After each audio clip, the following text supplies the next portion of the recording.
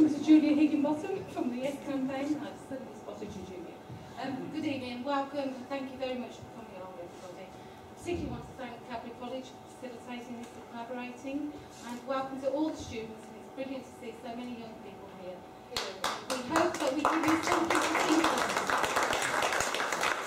And without further ado, because I don't write the limelight, believe it or not, I'm going to hand you over to somebody far more exciting, and that's Matthew Ward. Here you are, Matthew. Good evening. Good evening. Forward. Forward is the motto of this city. And forward, which way forward, is the question that we all face on May the 3rd. But if we are to go forward, we've got to know where we've been. We need to learn how we've become a democratic city with a democratically elected assembly. And our story starts a very long time ago. On this very day, 369 years ago. On that day, things almost ended before they started, because an army set off from Oxford, headed by a man called Prince Rupert, to come and smash this town before it even became a city. He marched up to Birmingham with 1,200 soldiers on horses, 700 men on foot, but the people of Birmingham stood up for themselves. The people of Birmingham stood up and said, no, the destiny of Birmingham is in our hands. And that spirit of stubborn independence has held true ever since. And it's that spirit of stubborn independence that gave rise to both democracy and to elected representatives in the city. All the way through the 18th century, time and time again, there were riots, there were actions to increase democratic involvement in the city. In a way, it was a parallel struggle. From the top, the mercantile classes, who were making enormous amounts of money, producing things from metal and sending them all over the world, those men wanted power. They said, we're making all the money, we also want power. And they were absolutely incensed that Birmingham, still just a town in those days, Birmingham had no member of parliament. It had no council, it had no elected representatives at all. And so those reformers, coming from the mercantile classes, struggled all the way through the 18th century to increase their representation. But in parallel to that, the masses also struggled to have their voice heard. They rose up again and again in riots for food, for representation. In 1756, there were massive riots across Birmingham, far bigger than we had last year, and the army was sent into Parliament. And it's not just the events in Birmingham where violent action took place. Not far from here, over at King's Norton Green, in 1745, arms were sent to support Prince Charlie and his landing in Scotland. The people of Birmingham were revolting even then and supporting a man from Scotland. But it wasn't all bad news. There were some successes. In 1733, the mercantile classes of Birmingham did succeed in getting a friendly representative sent to Parliament. And as a result of that, a poet wrote some pretty awful poetry in support of him and said, "The free sons of trade, by unity swayed, display such a powerful connection. When contests arise, 'tis the Birmingham boys that can always crown an election." So you never know, that may bode well for May the 3rd.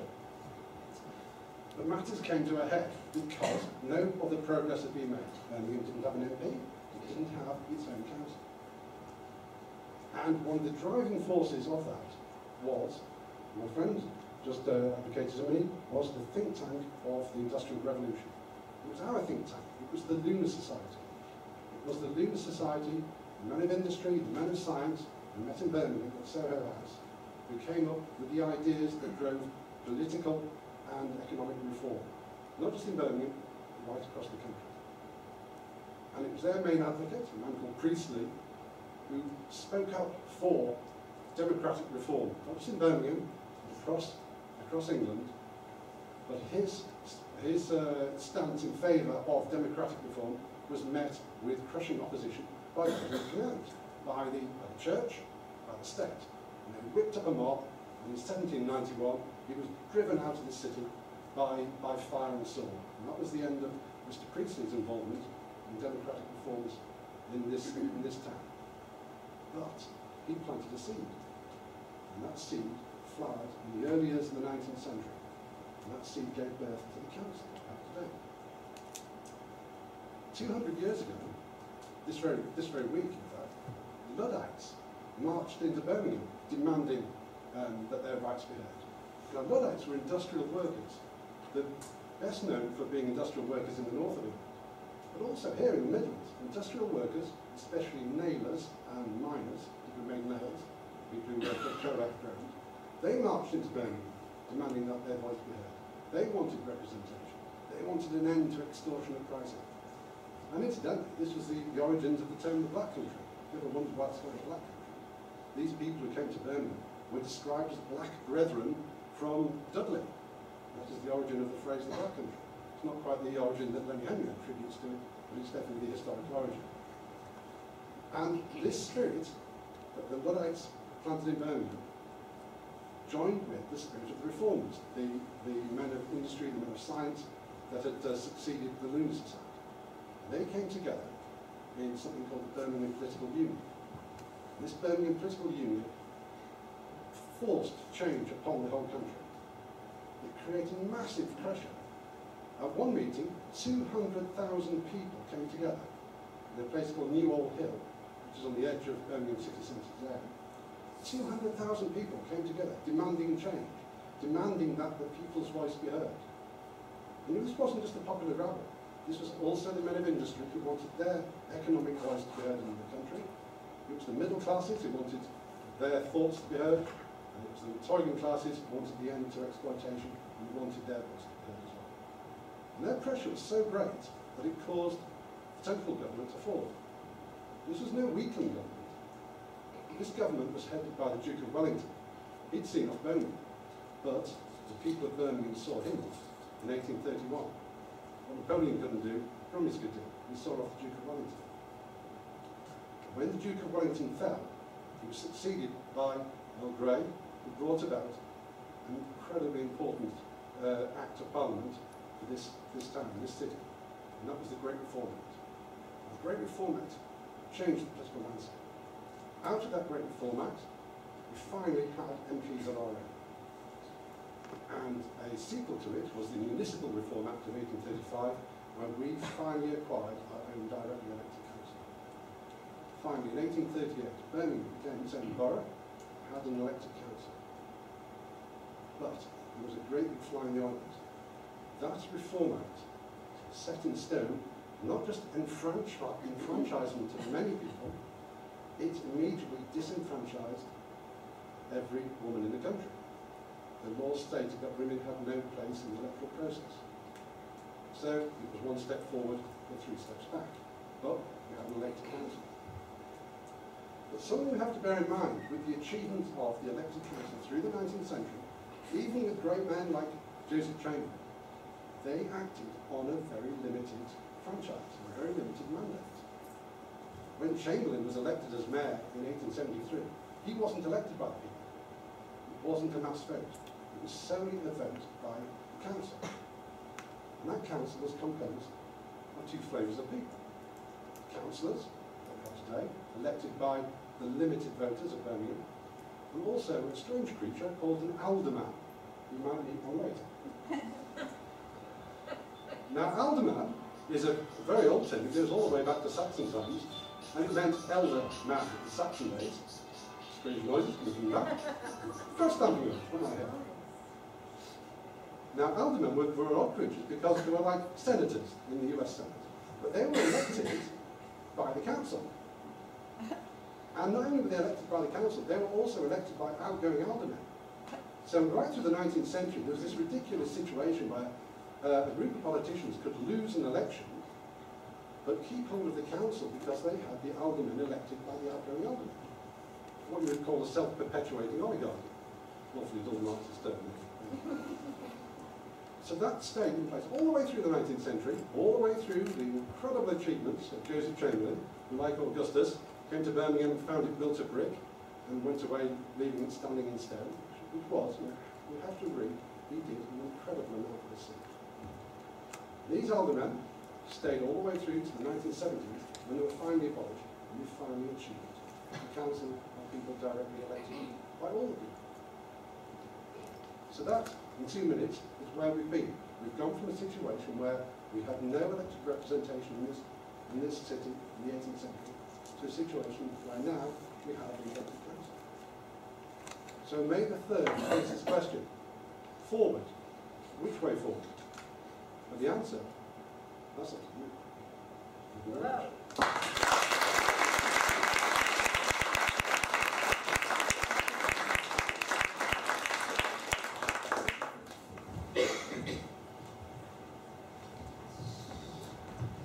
Hand over to Najma and go over to the side of the room. Thank you very much indeed. As well as alderman, because that's what I'm known as, thank you so much for that fantastically fascinating history of decision-making in Birmingham.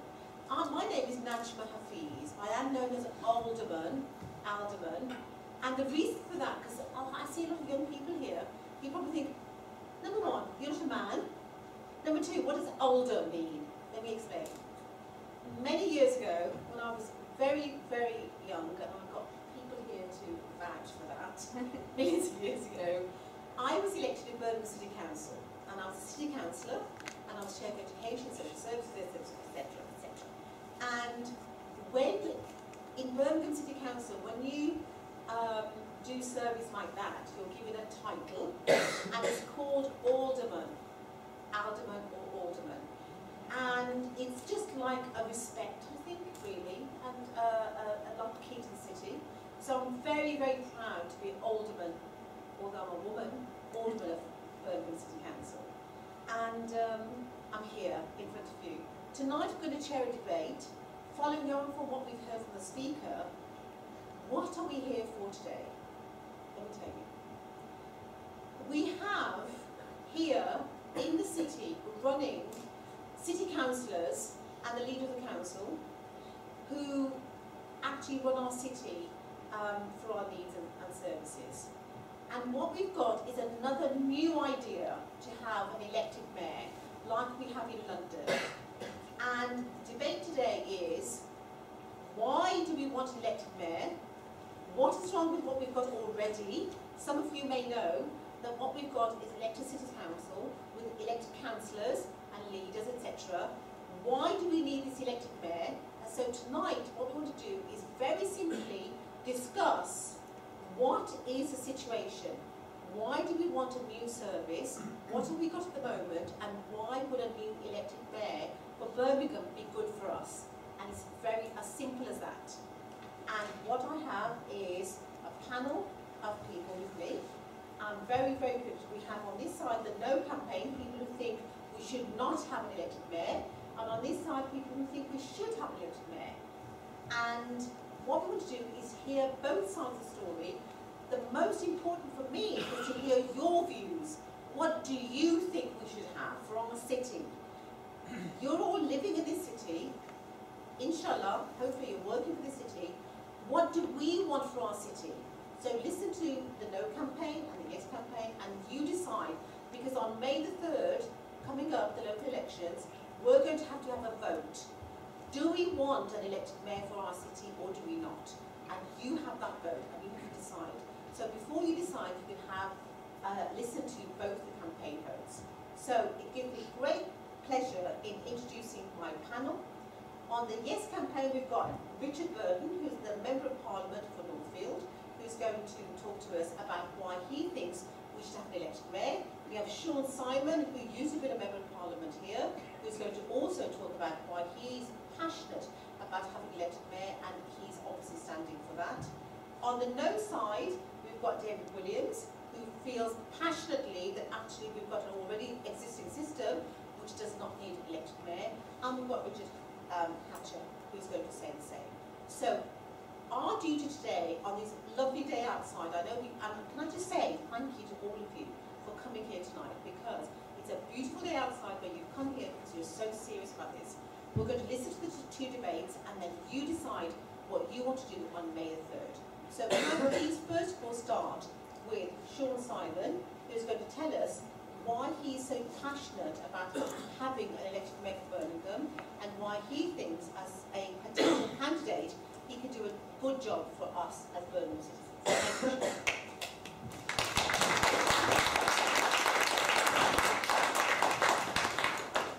Thanks, Najma. Thanks, everybody, for coming. As Najma said, it's a lovely evening. It shows great commitment to come here and sit in the dark and listening to a group of people like us talk about politics. But it shows, the fact that you're here shows that you already know what a lot of people don't know, which is politics does matter, it does make a difference. This debate sounds as though it's a very abstract debate about very dry things.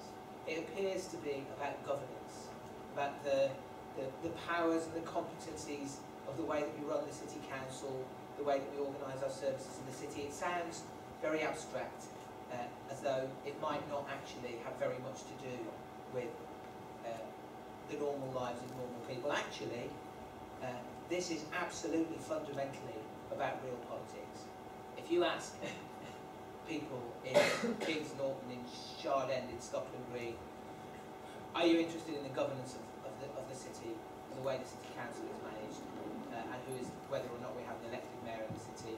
The chances are most people will say, to be honest, it's not top of my list of things to talk about and think about today. If you ask them, are you concerned about your education? Are you concerned about your children's education? Are you concerned about your grandparents' healthcare in hospital at the moment? Do you want a job? Are you sick of the bus system in this city? Would you prefer that the streets were cleaner? Do you feel safe? If you ask people all those questions, then people do care. They care very much. And most of the time in Birmingham, they feel as though the questions are not being answered as well as they could. Now, there are three broad strands of how this change has the potential to affect all of those things. The first is the way that we run the City Council, which will be directly the job of the elected mayor, along with the councillors. The second is the way that we run the rest of the city, the way that the elected mayor has the potential to lead the rest of the city in areas where he or she doesn't necessarily have the ability or the tools directly to deliver the things that we need. I'll come back and talk about all these in a little bit more detail in a second. And the third is the one that sounds a bit more vague, but is actually really important. It's about putting some of the pride back into Birmingham. This is a great city. It really is. This is a really special place to live. We are lucky to live here. This is one of the richest parts of the globe. We do and have done for centuries in this place extraordinary things. A few hundred yards from where I went to school in Handsworth, Bolton and Watt built the first steam engines.